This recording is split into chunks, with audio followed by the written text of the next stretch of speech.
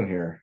I don't know. I'm still trying to figure that out. This idea came to fruition through our trip to Austin. There we were. Great barbecue joint, Austin, Texas. I forget the name. We probably had a few monkey shoulders. Yes, that's a fact. We did. And some Jeffersons. Me and Eddie sitting next to each other. I mean, we're being mistaken for brothers. Just having a good old time at dinner.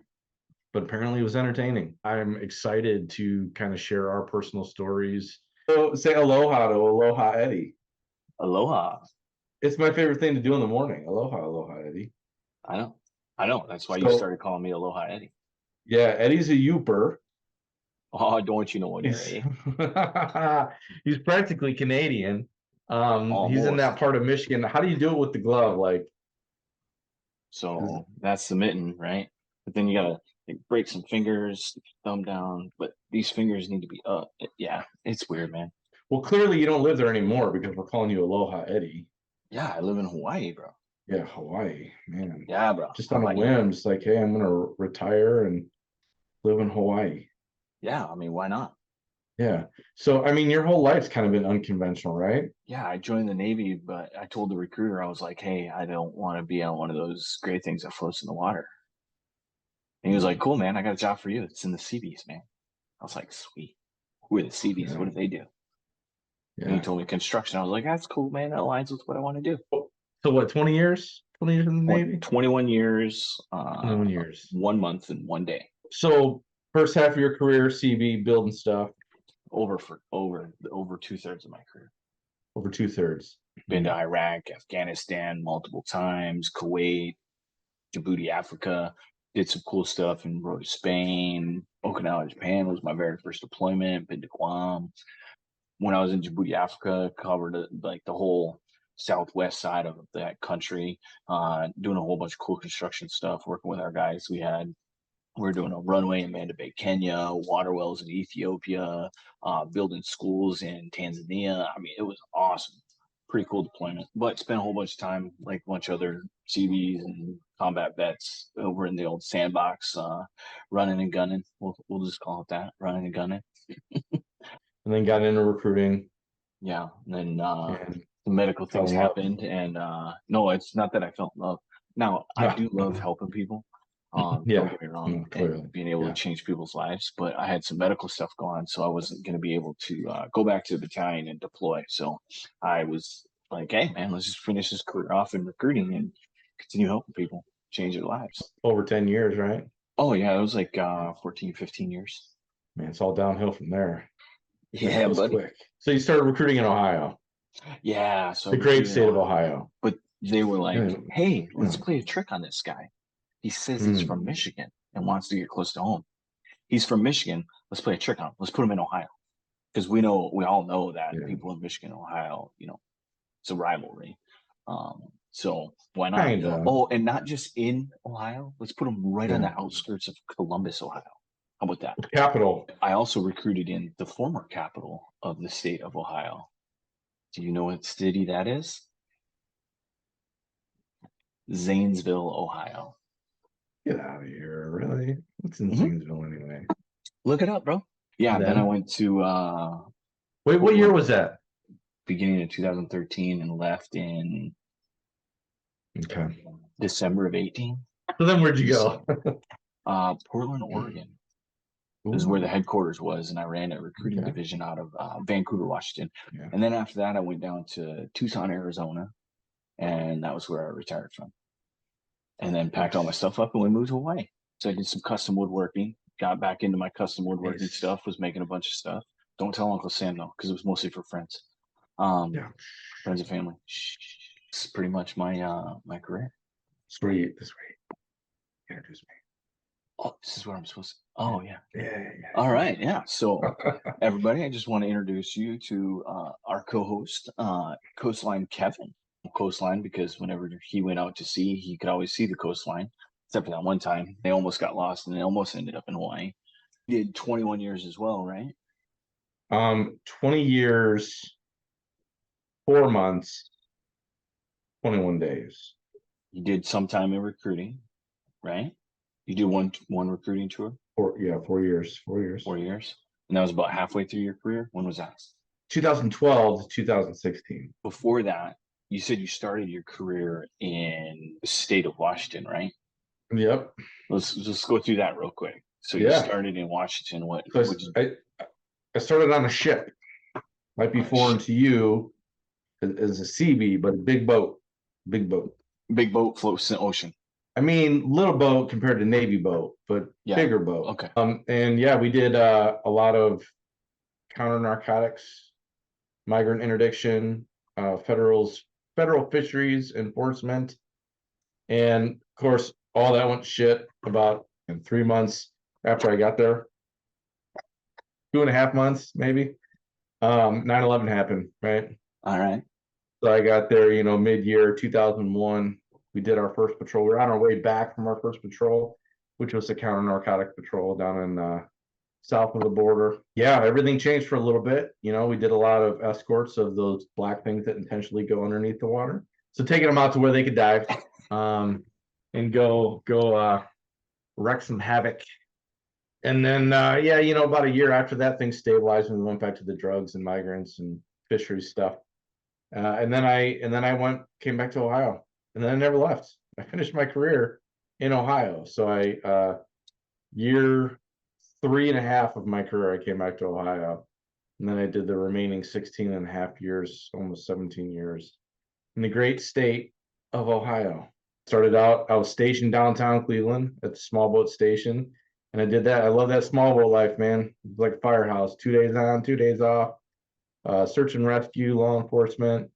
Did some pretty cool stuff, like when presidents would come to town, doing security for Air Force One.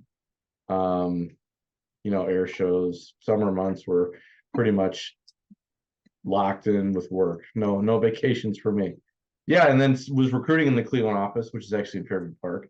I went back to the boat community and finished out my last 5 years there, in Marblehead, Ohio. With we had the Erie Islands, which is fantastic place to go in the summertime. Stays really busy. Lots of partying going on the island, and not by us. So, Are you sure though? Yeah. Are you sure? Yeah. I was older then, so I didn't really. I mean, when I was younger, I did, and then I did some recruiting for a place once I retired, and then that brought me here, which I guess is really the explanation of how the hell did you and I get here. I did some recruiting at a different place too, and then landed here. It's weird, Yeah. right? Oh, that is weird. Yeah. Yeah. So for those of you, if anybody's listening, once you Hopefully, maybe. retire or transition out, like you might end up bouncing around a little bit. You might go through different places. Yeah. There's some crazy statistics out there. I think like the average service member that gets out of the service or retires 3 to 4 jobs in the first 2 years. Something like that. I just pulled that out in there, but it's something like that. So where are we now, Eddie? Awesome company called Fusion Cell. Yeah. And who are they? By the looks of our shirts, it looks like we're kind of professional, but also at the same time, we're, here to party. Veteran staffing company, right? I know I found this place through a company called Mill Crew, who I was a part of, working with them, nonprofit on LinkedIn, veterans trying to help veterans, right? And I went to a job fair looking actually for a different job. And it was actually a job that you were the sourcer for. Oh, yeah. Funny thing is, but they didn't like my resume for that. No, I didn't. So the guys called me back and they were like, "Hey, man, we like your resume, but we want you to be a part of Fusion Cell and work with us." And I was like, "All right, sounds good." Fusion Cell, although it took me a couple years to get to it, there's a big lesson in here that I gained from the whole Fusion Cell story, and that is, when I was retiring, I remember in TAPS class, and I remember all the other people that went before me that my previous supervisors and everything, and they're like, "Oh, you got to get a LinkedIn profile, you got to build that out. That's going to be crucial to transition from the service." I created an account and I didn't do anything with it for 10 years, to be honest. Then I was getting ready to retire and I was like, "Oh shit, what am I going to do?"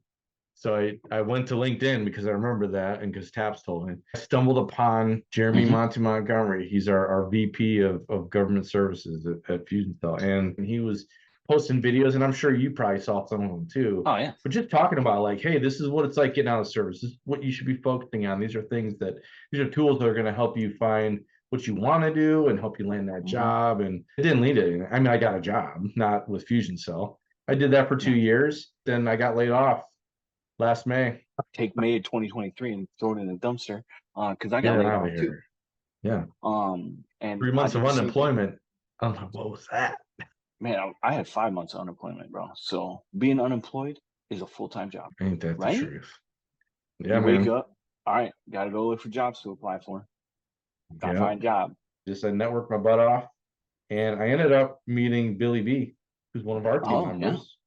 Great guy, epic beard.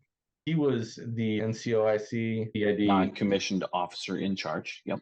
of the CID unit somewhere in the Army. And then the same person that introduced me to Billy introduced me to Eric Brew, who's another really awesome veteran. Eric Brew is friends with Monty.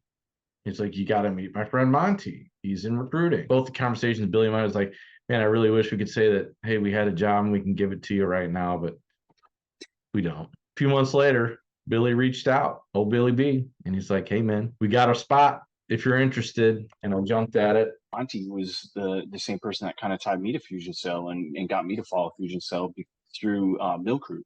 I ended up connecting with Billy and a couple other people. And then when I went to the Milk Root hiring event, I got to meet Brent Schaefer, right, who's now our team lead, right? I met with Seneca, awesome dude. He works directly with Monte doing the government stuff. I met Brian Lewis there as well. Tell me that Brian Lewis does not remind you of Dave Chappelle, Air Force model.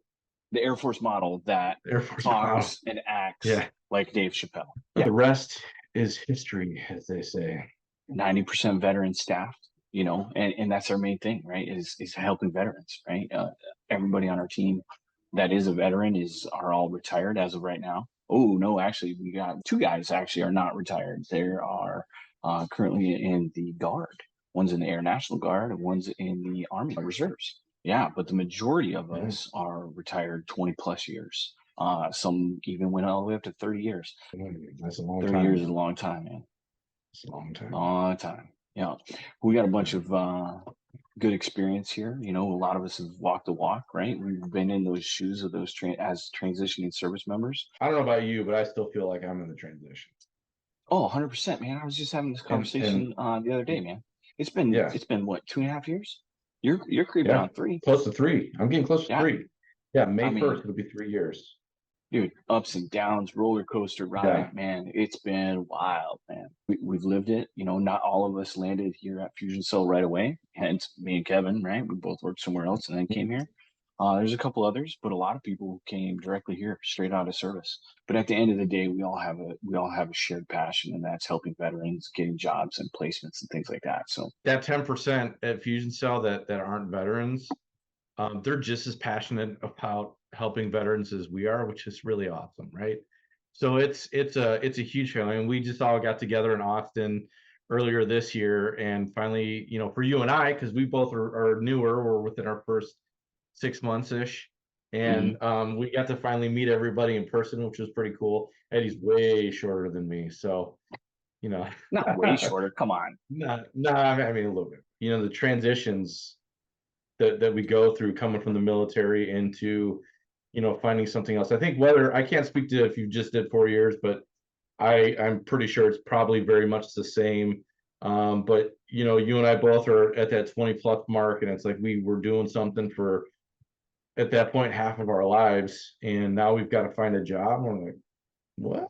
The veteran transition, things Mhm. that we all go through, taking that step. As military veterans, we still have access to a lot of stuff. So there are tools and things that are out there for us to use to help us get those certifications. While you're in, man, take advantage, get those certifications because you may or may not have a degree, but those certifications can actually go a long ways. And that's one of the things here at Fusion Cell that we look to do is we try and help service members generate those things that are going to help make them marketable. And we do a lot in helping translate military skills into what the civilian sector is looking for. If you are on that search or are looking, definitely reach out to one of our cellmates at Fusion.